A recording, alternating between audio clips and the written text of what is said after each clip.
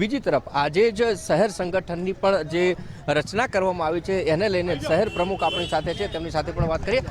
સાહેબ, આવતીકાલથી election commission આવતીકાલે કદાચ ચૂંટણીઓ જાહેર કરી શકે છે 3 વાગ્યાની આસપાસ। કોંગ્રેસ કઈ રીતે આ તારીખ આવે તો એને જોઈ રહી, તૈયારીઓ કેટલી અને કેટલા જોશથી આ વખતે મેદાને કોંગ્રેસ સમગ્ર રાજ્યમાં સંપૂર્ણ તૈયારી સાથે આગળ વધી રહી છે અને કોંગ્રેસે 7 લોકસભા સીટના ઉમેદવારો પણ ડિક્લેર કરી દીધા છે અને કોંગ્રેસના તમામ જિલ્લા, તાલુકા, શહેરોની અંદર સંગઠનના કાર્યક્રમો ચાલી રહ્યા છે।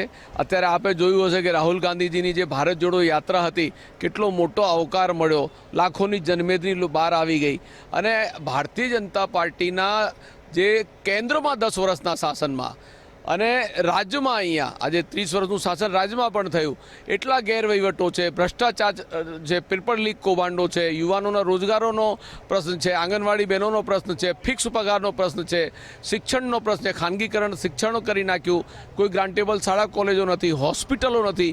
અમદાવાદ શહેરની અંદર સરદાર વલ્લભભાઈ પટેલ મહાન આ દેશની વિભૂતિ અને જેમને આ વીએસ હોસ્પિટલની જેમને સ્થાપના કરી એ હોસ્પિટલ મૃતપાય પડી છે।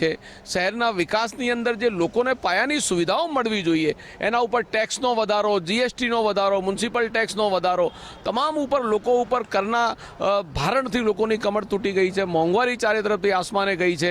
પેટ્રોલ, ડીઝલ, ગેસ આ તમામ એમના શાસનની અંદર 3 ગણા ભાવ થઈ ગયા હોય ત્યારે આવા અનેક મુદ્દાઓ જે પ્રજાલક્ષી લઈને કોંગ્રેસ જશે અને આ વખતે ગુજરાતની અંદર કોંગ્રેસનો ભવ્ય વિજય થશે।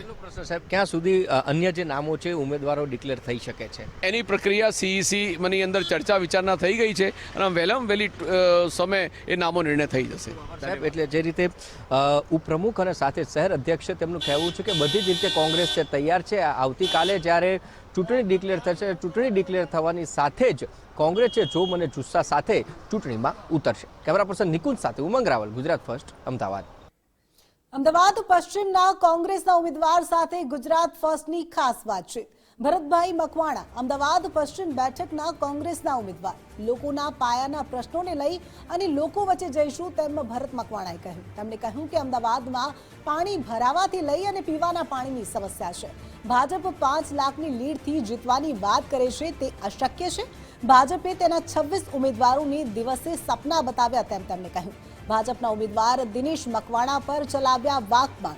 2 વાર ડેપ્યુટી મેયર રહી ચૂક્યા તેમ છતાં શહેરના પ્રશ્નોનું નિરાકરણ નથી। અમદાવાદમાં કોંગ્રેસની જનતાના આશીર્વાદ મળશે, કોંગ્રેસ જ જીતશે તેમ તેમણે કહ્યું।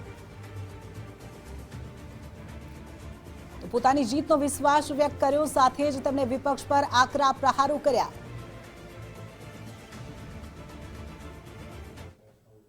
કરું છું કે જેને લાભ મળ્યો છે એ અમે સામેથી જઈએ તો અમને કહે છે તમારે આવવાની જરૂર નથી।